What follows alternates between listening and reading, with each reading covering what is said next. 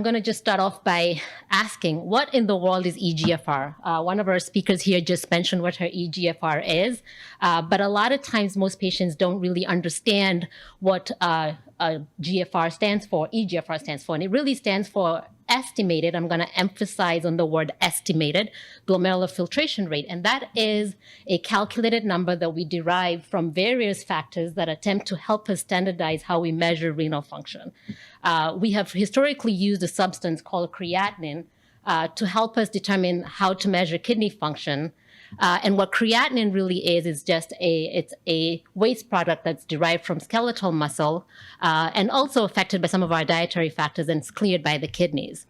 It has been used historically as the marker for kidney disease because it is completely filtered at the glomerulus, which is a filtering unit, but it's also secreted further along in the renal tubules and therefore makes it somewhat of an imperfect marker due to these various variables that can affect it. So the true glomerular filtration is actually measured by a substance that is freely filtered at the glomerulus, so that it tells us what the kidney function is, and then not reabsorbed or not secreted post-filtration. There are two markers that are used in research, that is iothalamate and inulin, and those have those qualities, but they're not available clinically and for use in routine basis. So when studies are done looking at how to come up with a new marker for kidney function, we usually will, or the researchers will use iothalamate or inulin in a research setting to be able to compare and see whether that new marker or creatinine is equivalent or estimates to equivalent. So studies and equations, therefore, have been created to help us standardize, how we interpret creatinine and help us standardize it among different people. But there are some downfalls to creatinine just because of the way that it's formed. Again, it's a waste product from our skeletal muscle. I say this to my patients all the time, but it's dependent on your muscle mass. That's a big factor. So if you're a 6'10" basketball player, very muscular, your creatinine is going to be higher because you have more muscle mass as opposed to a child or a 90-year-old frail old lady or someone who has a muscular disease like muscular dystrophy. They'll have the same creatinine, say 1.0, but that will mean very different stages of kidney disease across those populations. It's also influenced by dietary factors. So if you're a vegan, your creatinine may be lower than in someone who ingests a very high protein or high protein with cooked meats, for example. And then further along, I mentioned that creatinine is secreted at the kidney tubules, and there are certain disease processes that actually increase the secretion. And so if you have nephrotic syndrome or sickle cell disease, that can affect the measurement of the creatinine. There's some non-renal clearances that are seen in the gut with bacterial overgrowth. And then there's certain interferences with, the assay that's used in most labs that could affect the creatinine level. So, for example, if you show up with DKA or diabetes ketoacidosis, this acetoacetate, when it's elevated, can affect the creatinine value by as much as 2.0 milligrams per deciliter, which is an interesting fact, as well as bilirubin. And then this last point, the requirement for stable creatinine is important because we get a lot of consults from different even providers about, the consult will come through a CKD stage 4. But what that really meant was that the creatinine, say, went from 1 to 2.0, and the estimated GFR that's spit out is in class 4, but they're not really class 4 kidney disease. So you have to have a stable creatinine for you to interpret the glomerular filtration rate and not a fluctuating creatinine. Oops, sorry. All right, so because of that, creatinine can be determined by many factors that are not GFR related.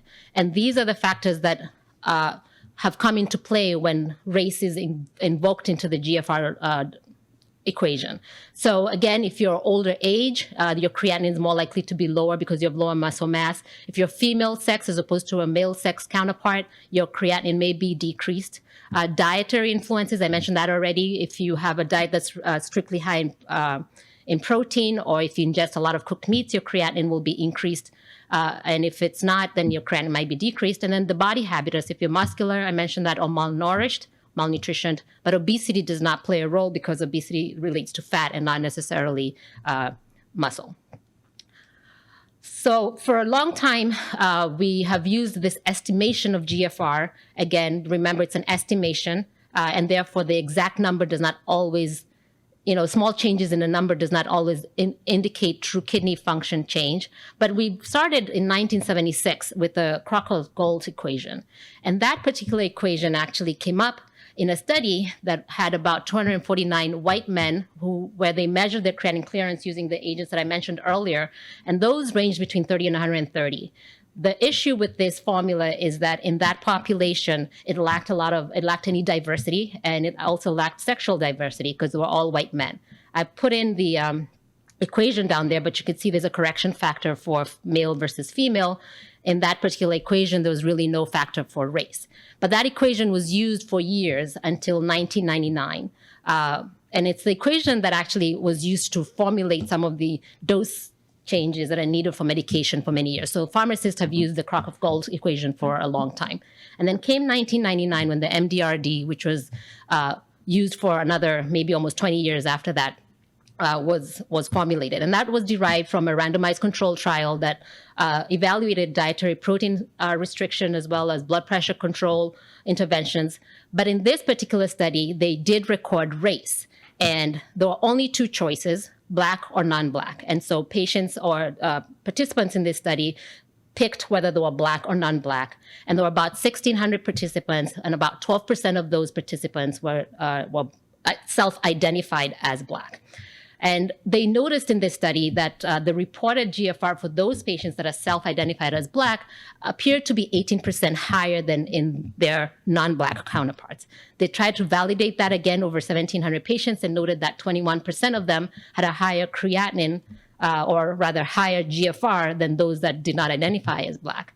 And the equation is listed down there as well. You can see there's that correction factor based on this self-reporting of 21% into the equation. And we've used that equation, again, for many, many years up until 2009. There was no option for mixed race. There's no option for Asian. There's no option for anything else. Those were the only two options that you had. Moving along in 2009, still the nephrology community trying to find a way to really get as close as they can to a true measured GFR as opposed to an estimated GFR. They came up with what's called the CKD-EPI equation. In this equation, they had in this study, they had about 5,000 patients. They had patients from all populations, not just chronic kidney disease. In the MDRD study, they were mostly chronic kidney disease patients. And they did regression analysis and also still asked the same question. You had to check a box, are you Black or non-Black? And in this particular population, self-reporting, 16% of those who reported themselves as Black were noted to have a higher GFR. And CKD-EPI, which was used since 2009, so for 13 years, had that correction factor of about 15%, or at the bottom there, you can see if Black, there's that correction factor. And that we have used for many years. So this has been something that we struggle with as nephrologists in explaining the GFR to the patients, because there was always that correction factor that you had to add into the equation. But the question, though, before I get there, is the reason we moved from the MDRD equation to the CKD-EPI equation is you could see that with the top graph there, the CKD-EPI equation, those numbers seemed to be a flatter line closer to what was measured GFR as opposed to the underestimation that was higher with the MDRD study. So the top one you can see has a flat line closer to normal or standard with the measured GFR, and the bottom one, they tended to kind of spatter more in the underestimation of their GFR. So that's more of the technical background of how we came up with these equations. We always knew that creatinine is not a perfect marker, so we've looked for other markers of kidney disease, and cystatin C has been the one that has seemed to kind of win the race. There's been a lot of other ones like IL-6 that have been looked at, but cystatin C seemed to have gotten a lot more traction. Cystatin C is a low molecular weight protein that comes from a superfamily of cysteine protease inhibitors. It's produced or secreted by every cell in your body. It's freely filtered. It's not reabsorbed, so it has good qualities, a little better than the creatinine, but it is metabolized in the tubules, so there is a little bit of imperfection there as well. It does have other determinants that might affect its level that are not related to the glomerular filtration rate. And so if you're male sex, you might have a higher cystatin C for the same level, higher kidney function for the same cystatin C.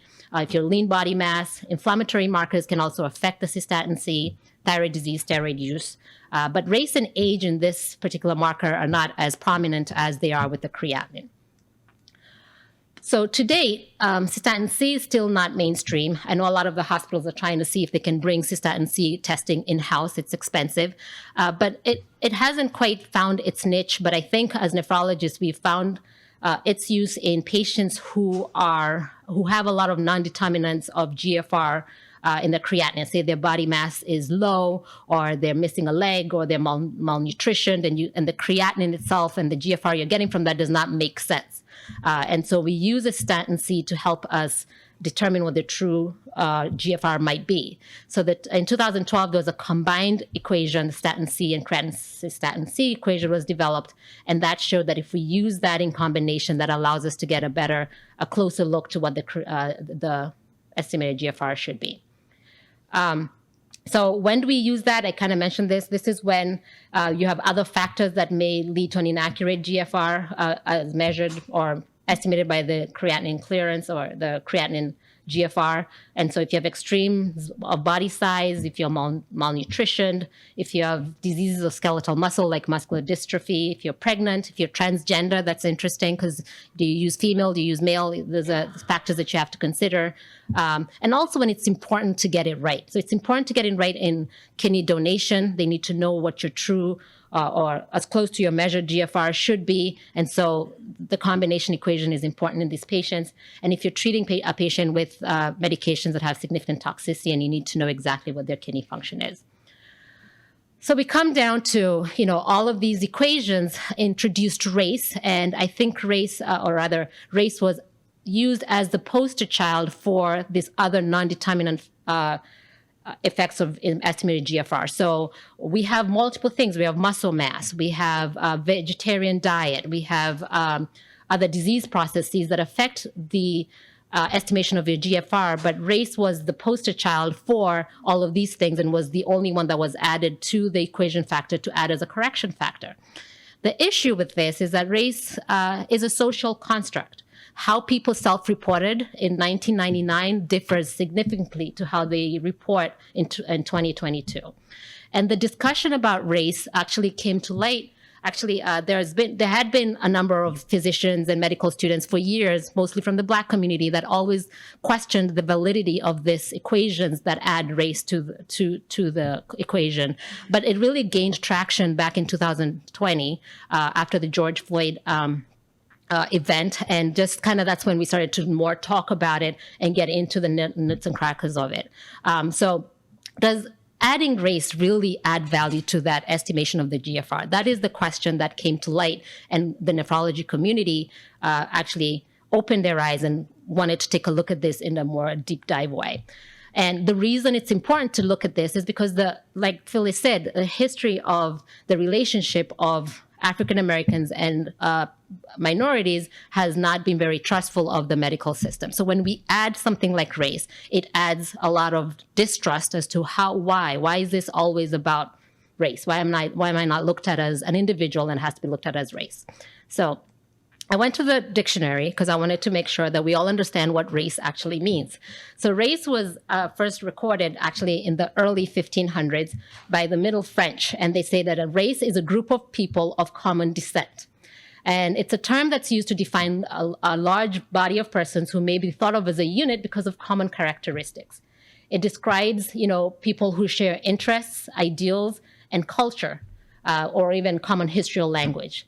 But it is not used as a biological or anthropological system of classification. It is not genomic. It's not used in those sense. And I will give you a very kind of controversial statement here, because if someone of mixed race, or for example, I'll pick our former president, Obama, if he stood up and said he was Black, nobody would really question that.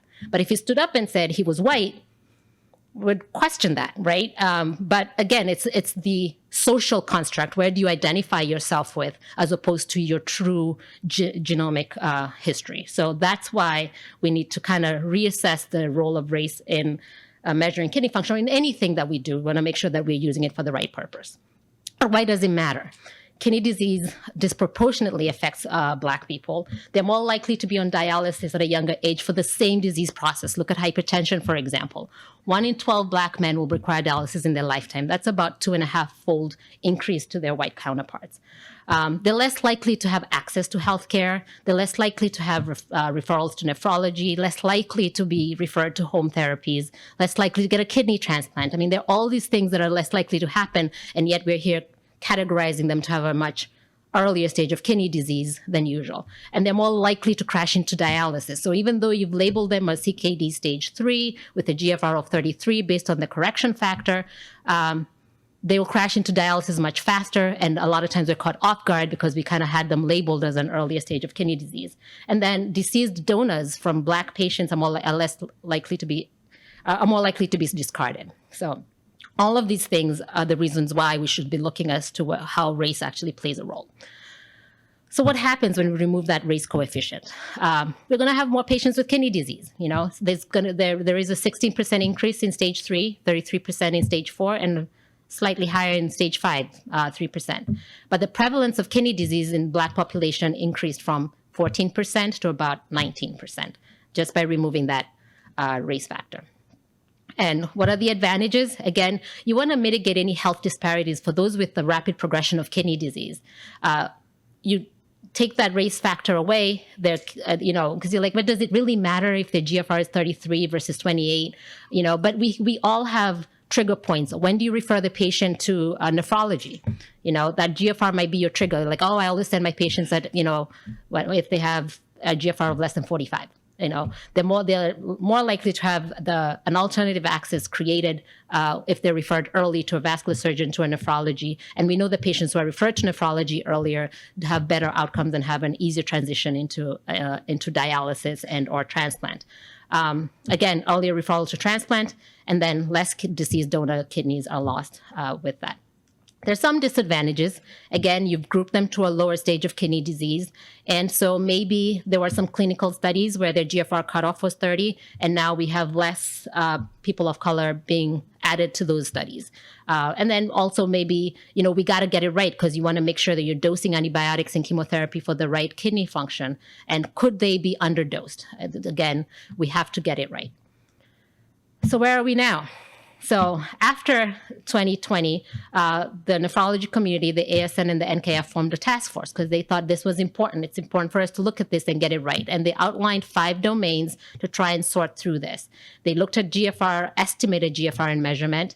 They also looked at and got experts in talking about race, racism, and genetic ancestry, body composition and populations used in estimating GFR.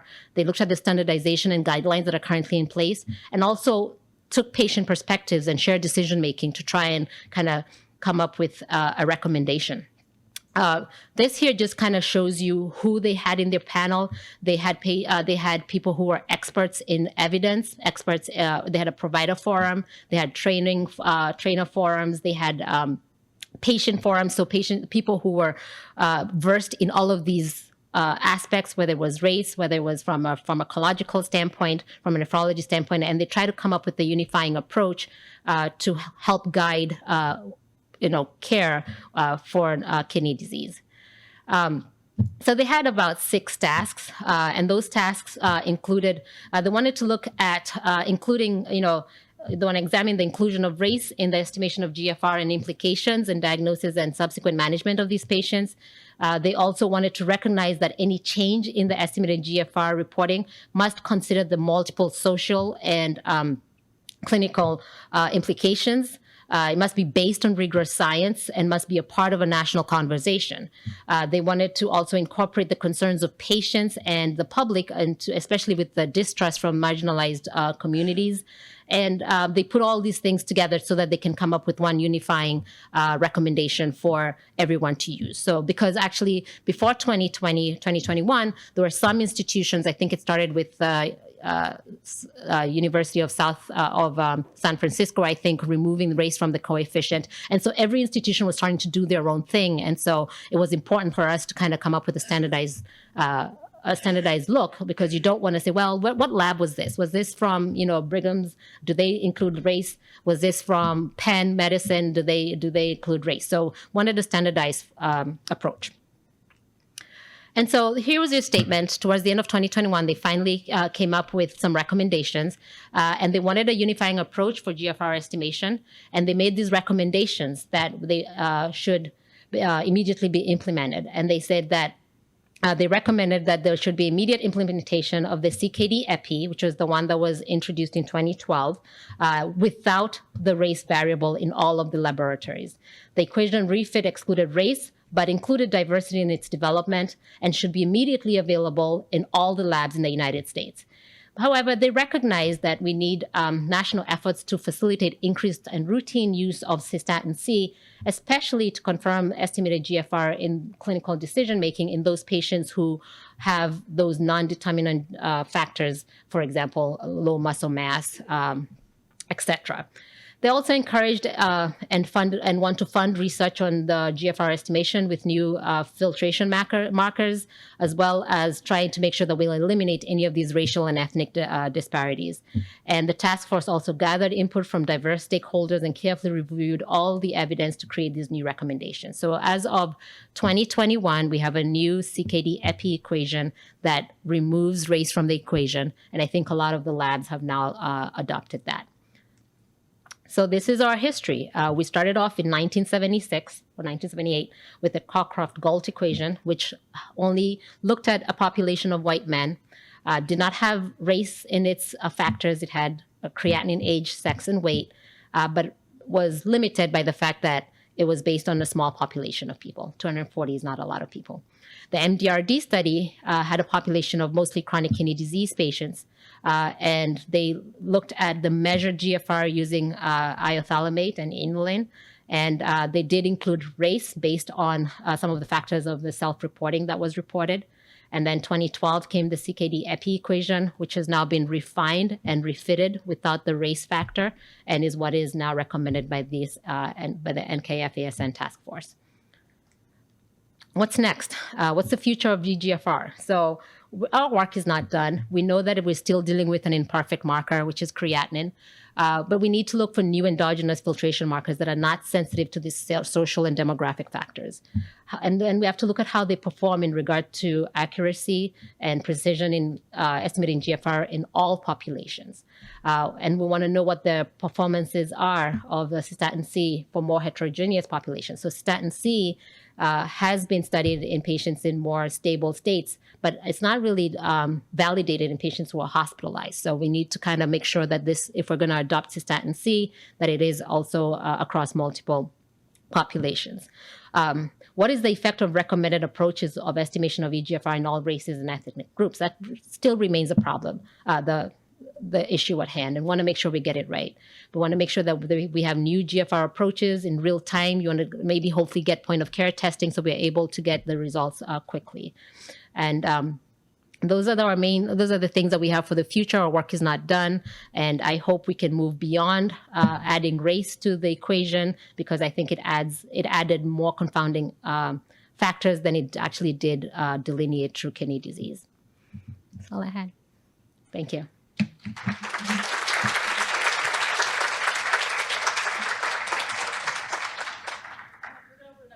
I've been a nurse for more than 4 decades, and I will tell you that as caregivers, we care about taking care of people.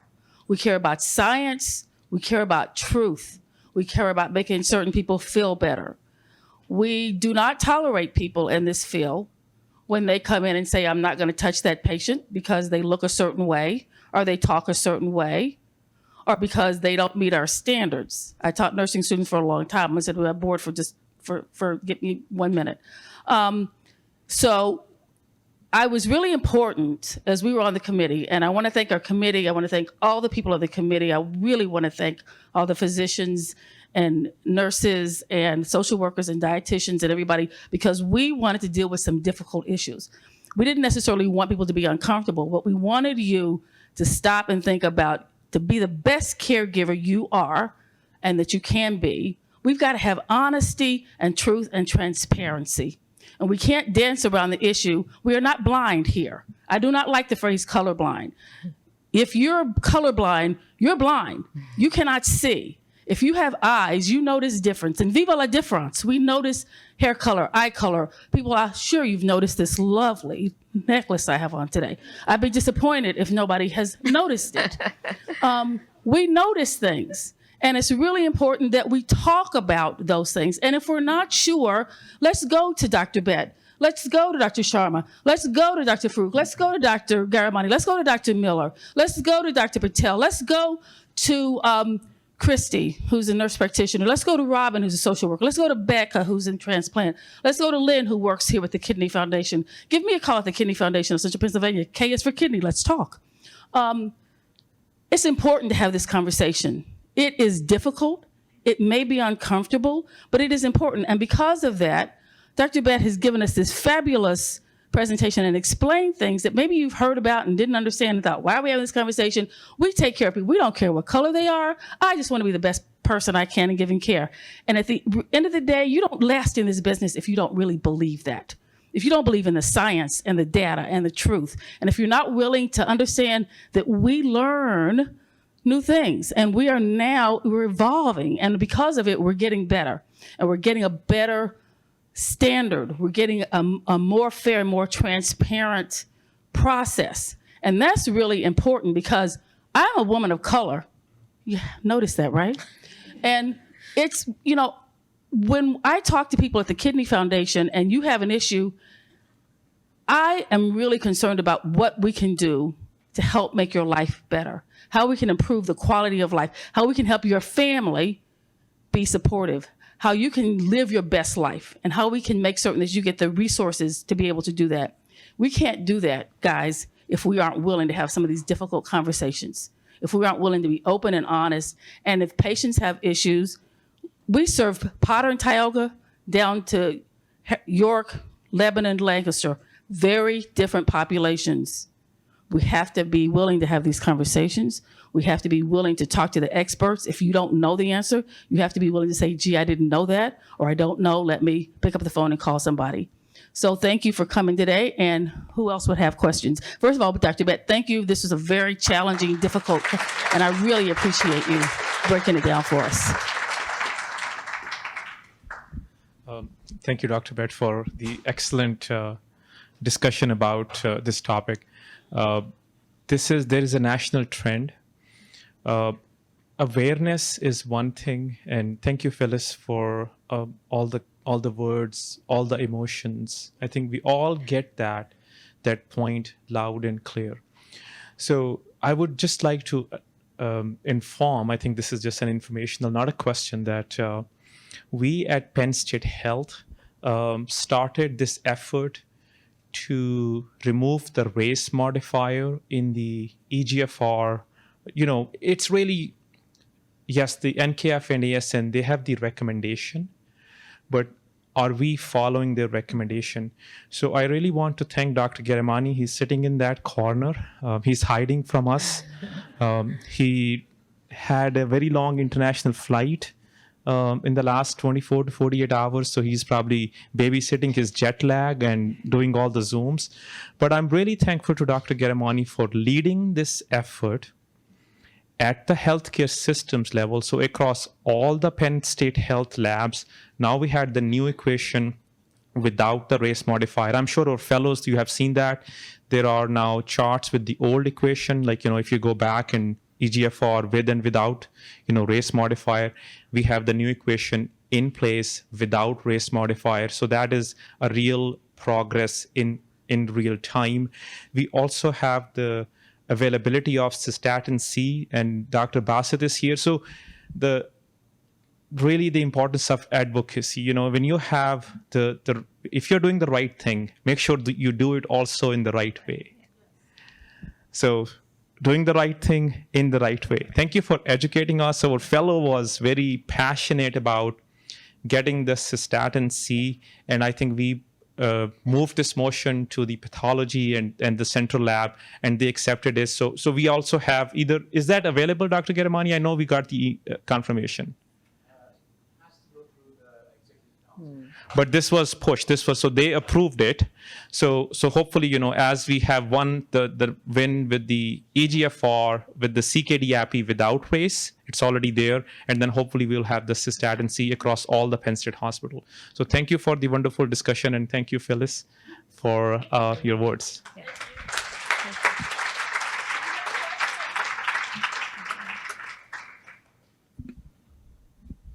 Thank you, Dr. Sharma. Another member of our board. It's on. Okay, there we go. Thank you for an excellent talk, Doreen. So the question I have is that the use of cystatin C is becoming more widely available, but cost is an issue. And so creatinine, we routinely do it across the board. Cystatin C, I don't know how much more it costs, but it costs much more. And where do you see us kind of using cystatin C currently in our practice, because we can't use it every time we see the patient to assess kidney function? Yeah, thank you, Reggie, Dr. Sharma. Yeah, that's an important question that I think we all have to kind of revel with. Cystatin C, first of all, at least where we work at Penn Medicine, and in most labs, probably even in Penn State, it's still a send-out test, so you can't use it in real life. You have to kind of wait for it to be resulted. But I think where it plays the biggest role is in those patients where you really need to get it right. So for example, if you have a patient who has multiple of those non-determinants of GFR, they have muscle mass that you can't explain. Either they're very little or they're big body mass and they appear to have CKD based on their creatinine, estimated GFR, but they have no proteinuria and their GFR is reported at 45. So does that patient really have chronic kidney disease? I think those are the patients that cystatin C would be helpful when you combine it with creatinine. That equation tends to be more accurate. In the sense of kidney donation, I think they need to know the exact glomerular filtration rate. That's another area. If they have multiple of these other factors that affect creatinine that are not related to GFR, then you want to get it right by getting a cystatin C in that patient. So I don't believe we need to do it routinely on every patient right now because of the cost, but we could use it to our advantage to help us determine which of these patients truly have chronic kidney disease and when it matters, like in kidney donation.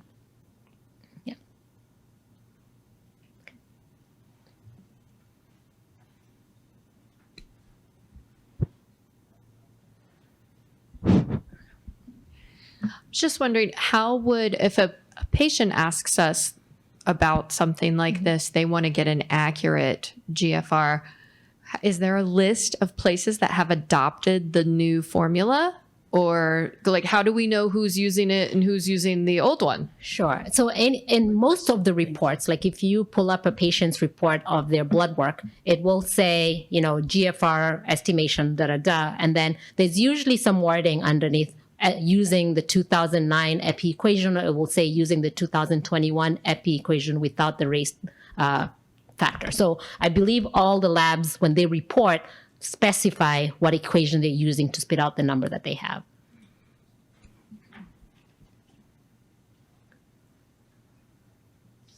Are we still seeing when you get your labs back, are you still seeing African American and non-African American? Not if it's the new CKD equation. It will not say that. So if you're seeing that, Right. that means, I don't know what I'm doing. If you're seeing that, You see it on yours? Yeah. So they're probably still using the older equation. Yeah. take a look. That's your homework. That's your homework. Yeah. Take a look, because if it's prior to the end of 2021, most labs had not adopted it. I think it's rolling. Like he said, not every lab has done it at the same pace. Therefore, many institutions are looking internally and trying to make those systemic changes, because it's easy for me to say we need to change it. It needs to be changed systematically to make sure that it makes sense. Yeah. All right. Thank you.